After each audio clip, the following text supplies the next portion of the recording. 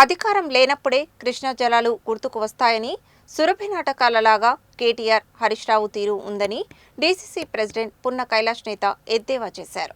రేవంత్ రెడ్డి ప్రభుత్వంలో రాష్ట్రం సస్యశ్యామలంగా ఉందని అన్నారు. మంగళవారం నల్గొండ కేంద్రంలోని స్థానిక ఆయన నివాసంలో నల్గొండ డీసీసీ అధ్యక్షులు పున్న కైలాష్ నేత ఏర్పాటు చేసిన విలేకరుల సమావేశంలో మాట్లాడుతూ, నల్గొండ జిల్లా కేంద్రానికి వచ్చిన BRS working president KTR Congress ప్రభుత్వంపై చేసిన అవాకులు చవాకులు చూస్తే కాంగ్రెస్ నాయకులకు ఆవేశం వస్తుందని అన్నారు. వారు చేసిన వ్యాఖ్యలలో ఎటువంటి వాస్తవం లేదని అన్నారు. ప్రజలు కర్ర కాల్చి వాత పెట్టినా ఇంకా సిగ్గు రాలేదని, కేసీఆర్ను ఫామ్హౌస్కు పరిమితం చేసింది రేవంత్ రెడ్డి కాదా అని అన్నారు.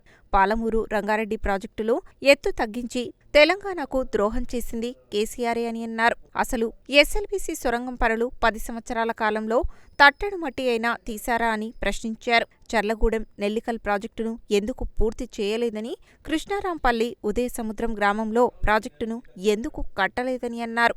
రైతులను అడ్డం పెట్టుకుని రాజకీయం చేస్తే కాంగ్రెస్ పార్టీ ప్రభుత్వం చూస్తూ ఊరుకోదని, రైతులు తిరగబడే రోజులు దగ్గరలో ఉన్నాయని అన్నారు.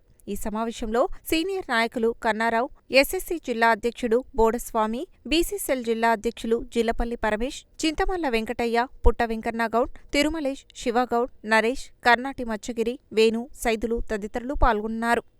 నల్గొండలో కేటీఆర్ అంటే బీఆర్ఎస్ సంబంధించినటువంటి సర్పంచుల సన్మాన కార్యక్రమంలో అడ్డగోలి మాటలతోటి, మురికి మాటలతోటి మసిమూసి మారడికాయ చేసి తెలంగాణలో ఏ రకంగా అయినా మళ్ళీ అధికారంలోకి రావాలన్నటువంటి ఆలోచనతోటి ప్రజల్ని మభ్యపెట్టే కార్యక్రమాలను తీసుకొని ప్రజల్ని వంచి 10 సంవత్సరాలు తెలంగాణ రాష్ట్రాన్ని దోపిడీ చేసినటువంటి దొంగల ముఠా నాయకుడు కేసీఆర్ అయితే, వారికి అనుబంధంగా కేటీఆర్, హరీష్ రావు, కవిత, వారి మంది మాగదులు మొత్తం కలిసి ఈ రాష్ట్రాన్ని అప్పులు కుప్పలుగా చేసినటువంటి దొంగల ముఠా ఇలా ప్రజా పరిపాలనతోటి తెలంగాణ రాష్ట్ర ప్రజల్ని సస్యశ్యామలం చేయడానికి కృషి చేస్తున్నటువంటి రేవంత్ రెడ్డి గారి ప్రభుత్వాన్ని పైన అవాక్కులు చవాకులు పేలుతున్నటువంటి తీరుని ఇవాళ మేము తీవ్రంగా ఖండిస్తూ ఉన్నాం.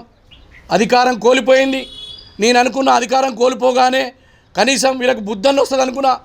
వీరు మతిస్థిమితం కోల్పోయినరు. 23వ పులకేసి అని ఉంటాడు, వాడు హింసించే పులకేసి. అంటే అటు అయ్యను హింసిస్తుంది బిడ్డ, ఇటు ఒక పక్క వీడు కేటీఆర్ మరి ఎట్లనన్నా ముఖ్యమంత్రి కావాలని చెప్పేసి అయ్యని ఏ రకంగానైనా బాధ పెట్టి మీరు చేస్తున్నటువంటి డ్రామాలని తిరిగి ఈ ప్రభుత్వం మీద పూస్తే అది సూర్యుని మీద మన్ను పోసినట్టని కూడా ఈ సందర్భంగా గుర్తు చేస్తున్నా. 10 సంవత్సరాలు నల్గొండ జిల్లాకు ఎస్ఎల్బీసీలో తట్టెడు మట్ట తీసినవా అని అడుగుతా ఉన్నా. సొరంగ మార్గంలో నీకేం అడ్డం వచ్చినాయి? చెల్లగౌరవం రిజర్వాయర్ కాడ కుర్చీ దొరకలేదా? నెల్లికల్ ప్రాజెక్టు కాడ నీకు కుర్చీ లభించలేదా? ఏమైంది 10 సంవత్సరాల కాలంలో ఏం వెలగబెట్టినావు? ఆ రోజు ఆంధ్ర వాళ్లతో కుమ్మక్కై ప్రాజెక్టు కట్టకుండా 299 టీఎంసీల కోసం అని చెప్పి ఏదైతే నువ్వు ఒప్పందం చేసుకొని ఇవాళ నల్గొండని, ఖమ్మంని, పాలమూరు ఏదైతే ఉందో మహబూబ్నగర్ జిల్లానికి మరణ శాసనం రాసినటువంటి దొంగలు ఇవాళ మళ్ళీ అధికారం కోల్పోగానే నీళ్ళ మీద డ్రామాలు, కమలాసన్ లెక్క యాక్షన్లు, మొగని కొట్టి మొగిసాలకు ఎక్కినట్టు గురిగింజ నీతులు పలుకుతున్నటువంటి నీ తీరును చూసి ఈ సమాజం అంతా సిగ్గుతో తల వంచుకుంటుంది. ఆ రోజు బ్రాహ్మణి వెళ్ళిన ప్రాజెక్టు మా నాయకులు వెంకరెడ్డి గారు ప్రారంభం చేస్తే ఎందుకు కట్టలేదని ఈ సందర్భంగా అడుగుతా ఉన్నా. చెల్లగౌడం రిజర్వాయర్ని ఎందుకు పూర్తి చేయలేదు? కిష్టరాం పెళ్ళి ఏదైతే రిజర్వాయర్ ఉందో దాన్ని ఎందుకు తవ్వలేదు అని ఈ సందర్భంగా అడుగుతా ఉన్నా. ఇవాళ నీళ్ల పేరుతోటి అధికారం కోల్పోగానే మళ్ళీ డ్రామాలు మొదలుపెట్టి ప్రజల ముందు మొసలు కన్నీరు గారిస్తే ఇవాళ ఇప్పటికే మీకు 20% వచ్చినాయి. 20% మించలేదు. వాటిని ఏదో సంపూర్ణంగా ఇక నువ్వు ఎక్కడికి దిగదారినావంటే సర్పంచ్ వార్డు నెంబర్లను కూడా పిలుచుకొని మనం అధికారంలోకి వస్తాం బిడ్డ అని చెప్పినావు. ఆ రోజు అధికారం ఉన్నప్పుడు మంత్రులను కలవలే, ప్రజానాయకులను కలవలే, ప్రజా సమస్యలను పట్టించుకోలే. అటువంటి దొంగల ముఠ మీరు ఇవాళ నల్గొండకు వచ్చి ముసలి కన్నీరు గారుస్తూ ఉన్నారు. ఎవరు కట్టినరు ఈ రాష్ట్రంలో ప్రాజెక్టులు? నల్గొండ జిల్లాలో పారుతున్నటువంటి ఏదైతే చేలల్లో చెలకల్లో ప్రతి గ్రామానికి పోతే కాంగ్రెస్ పార్టీ మాత్రమే కనపడుతుంది. ఆనాటి నాయకులు కట్టినటువంటి ప్రాజెక్టులు తప్ప ఈ 10 సంవత్సరాల కాలంలో నల్గొండ జిల్లాలో ఏ కొత్త ప్రాజెక్టు కట్టినామని ఈ సందర్భంగా అడుగుతున్నా. లక్షల కోట్లు ఖర్చు పెట్టిరు. 8,30,000 కోట్ల రూపాయలు రాష్ట్రంలో అప్పు చేసినారు. మరి ఇలా మేము అధికారం వచ్చిన తర్వాత అప్పు చేస్తున్నామని చెప్తున్నారు. 1,20,000 కోట్ల రూపాయలు మీరు చేసినటువంటి అప్పులకు మేము వడ్డీలు మిత్తిలు కట్టుకుంటూ వచ్చినాం. మేము చేసిన కార్యక్రమాలను ప్రజల ముందుకు చర్చకు సిద్ధమని అడుగుతున్నా.